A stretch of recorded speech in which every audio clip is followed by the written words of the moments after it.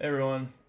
So it's been a little while, and I've just been messing around on different games. Wolcen was a bit of a had a bit of a fun launch, and amidst all of the balance issues, I've just been able to go in and clear the hardest area, the Greater Rift 187 plus, including the Untainted. So I figured I could just fully juice it.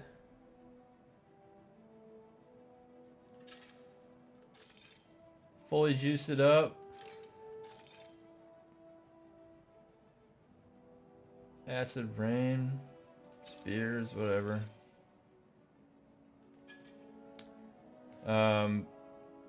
Yeah. So this is going to be, and until they, nerf some of the nodes, there's really no reason not to use it. But Bleeding Edge, standard setup.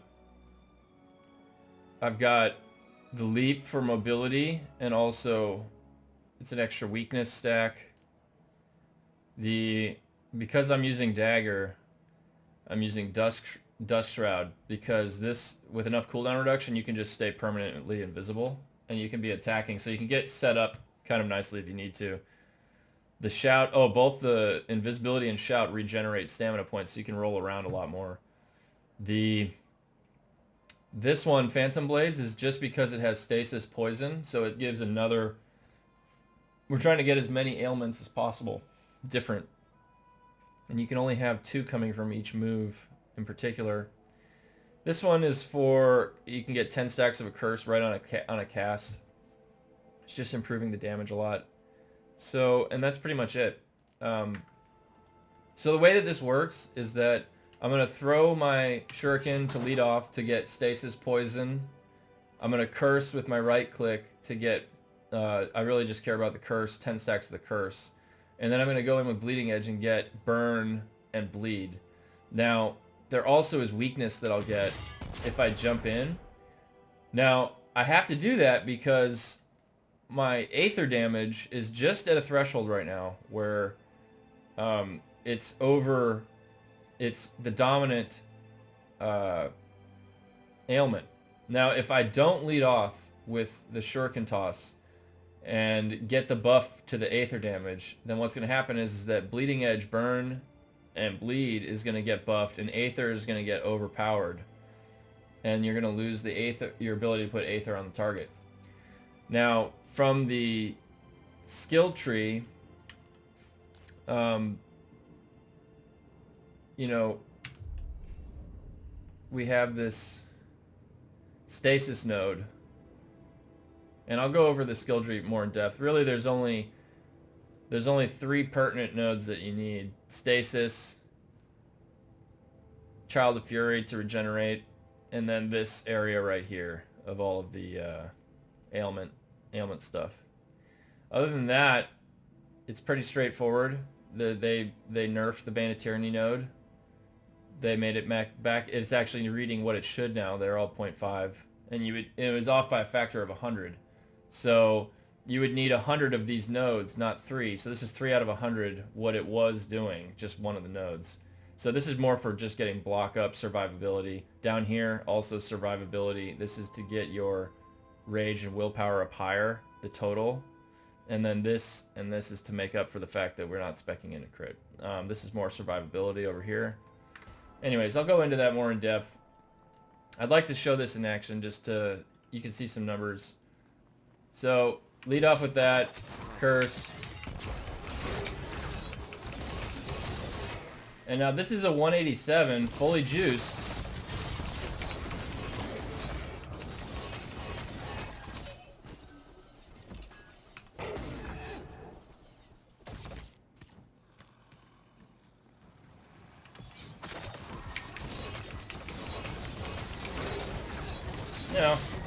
It clears it real fast. I mean, and you'll notice all these ailment stacks right here. The purple one is the one that I'm looking for. Not the purple circle, the purple sort of like jagged crystal. That's the one that's Aether. That's the one I want to make sure stays up. So I have to keep throwing my shuriken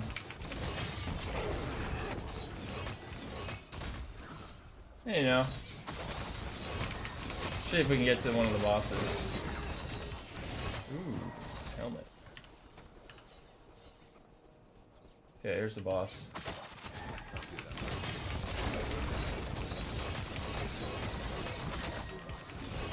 Just annihilated. Oh wait, the boss is up here. Oh, it's these guys.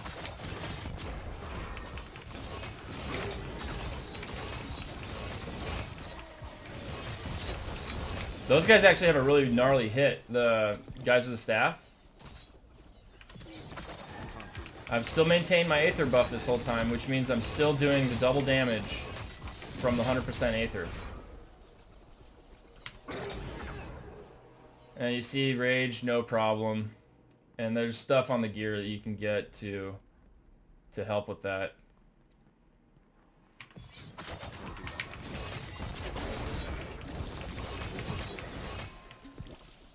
Now,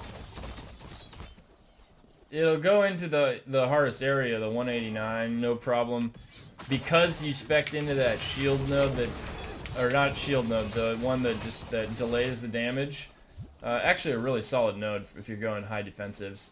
But you'll notice when you go to the Untainted, when you're doing Untainteds, he has a spear move that he can javelin you with and it'll one-shot you. Unless you have sufficient HP or you've got that delay damage. So he'll pick you up and he'll try and one-shot you and it'll do something like 40% of your health. Or 60%. And so it won't get you. Which is pretty nice. Now, they already nerfed the Bane of Tyranny node, but as you can see... Oops. I was playing... I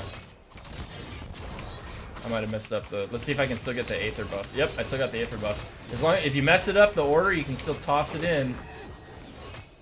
Toss it in after the fact if no one's died. Because as soon as they start dying, that's when you get the buff to the other damage. So... And each of these, it's not a total... It's almost like it's buffing that particular element damage. I hate these things. Those little crystals, they take forever to die. You might as well just skip them. Oh, you know what? I don't have my Aether buff right now because it wore off and I didn't throw it in time. So look, this says poison bleed now. So even if I throw this in now... So what has to happen, though, is I've got to basically wait for the bleed. Yeah, I have to wait for this one, the rend. Once the rend wears off... You'll see. Don't worry. There we go. Now it's back to stasis. And yeah, I think that's just because it's actually buffing each of the elements. But yeah, this is as hard as you can go. 187. These guys have a lot of health. Wait till you see how much health the boss has. There's that, those guys can slam their staff down and one-shot you. Or they used to be able to one-shot you. Not with, not necessarily with this setup that I'm running right now, but... I used to run a two-hander. I love running a big flaming two-hander, you know? Giant, molten, glowing, two-handed sword or something. I love using that kind of stuff. I took it as far as I can go. I actually still think that you can... and watch, I'll go invisible right now. So they don't know where I am. It actually didn't pop earlier. Alright, let's go see which boss this is. There are still bosses that can one-shot. Like, I really don't like the boss that grabs you, the skull necromancer boss.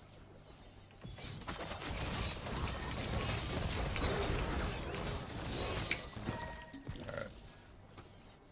So, what I like to do on bosses is just run in initially invisible so I can get set up. But you probably don't even need to do that anymore. I was using the invisible when I was dying a lot more. Just trying to get this all set up. To the point where I just didn't even have to think about it and I wasn't dying.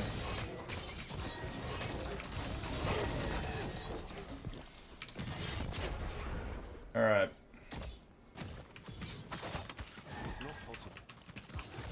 Sometimes the game like does a little lag right there. For some reason I wasn't getting out my stacks. Alright, so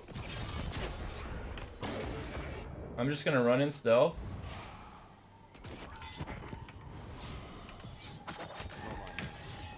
Just so I can get set up.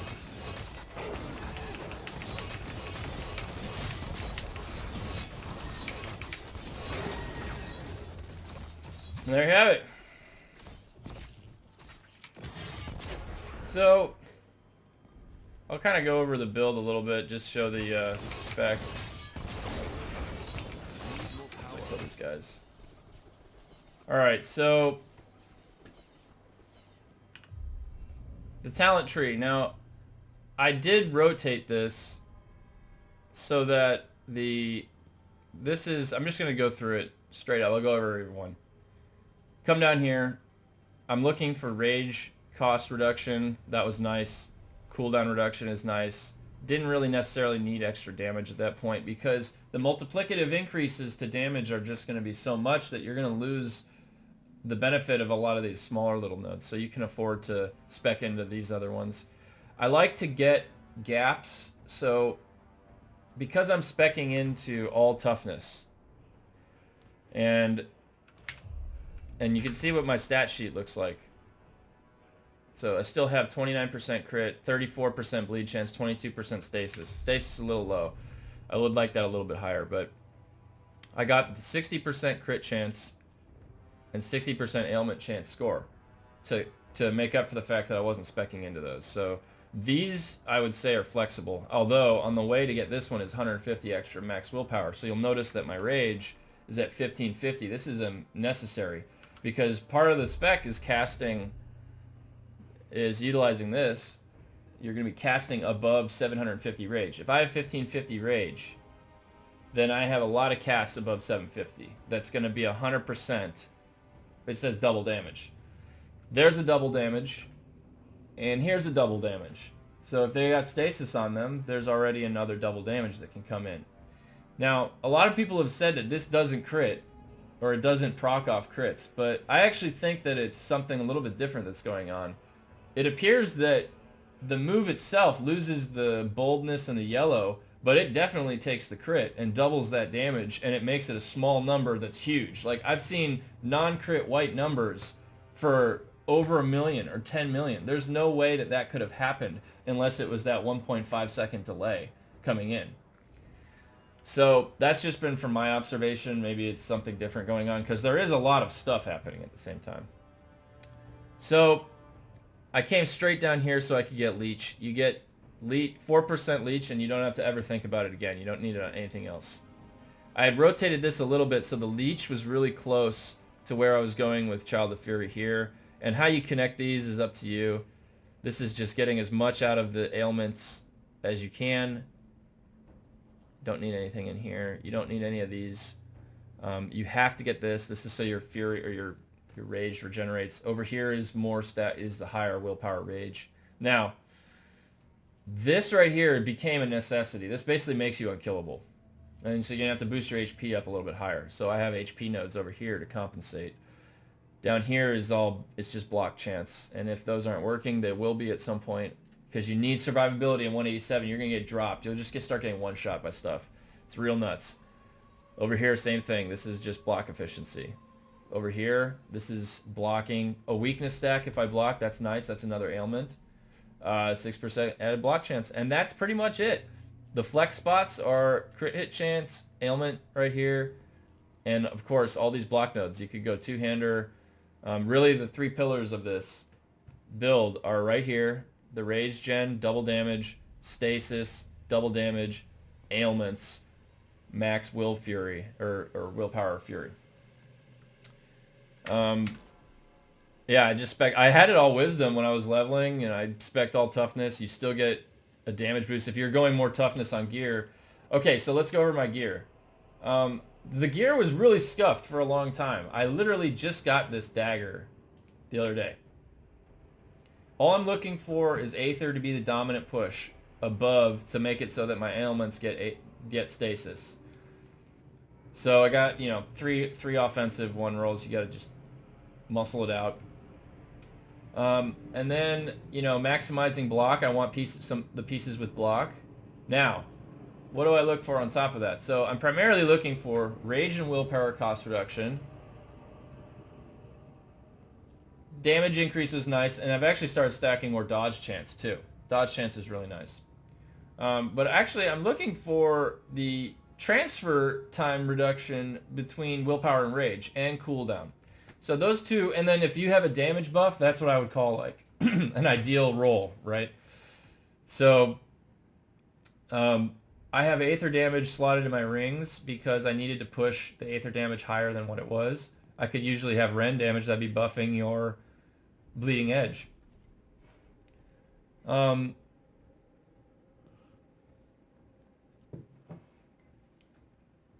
Cooldown reduction, rage cost reduction, material damage, rage and willpower cost reduction.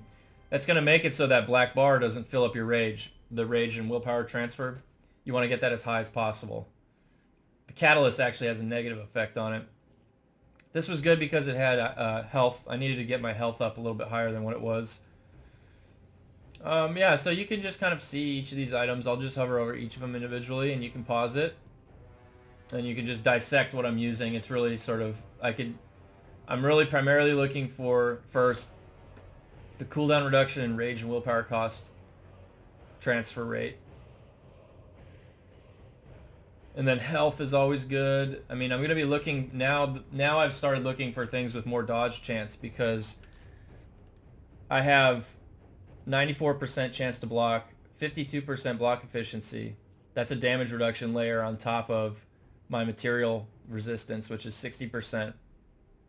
And then my dodge chance is the best. The dodge chance is ignores whatever the attack is completely. So I mean, 100% dodge chance would be the next most broken thing if you can even get that. They'll probably cap that off. But either way, you have that dodge layer on top of your shield and then all the resists, and it makes it so that you're real tanky. Okay, anyways, I just wanted to show this build in action. I haven't posted a video in a while, and I've just been, you know, working in life and messing around on some of these ARPGs, having fun. You know, sometimes it's fun to play games in this state. You can kind of do these extreme things. This was even crazier by about a factor of like 10,000 before they nerfed that shield. No, actually, it was a factor of 100, but it felt like a lot bigger of an effect. Okay, so thanks for watching. Hope you enjoyed the build. I'll provide maybe some links or screenshots if people want. Thanks. Bye.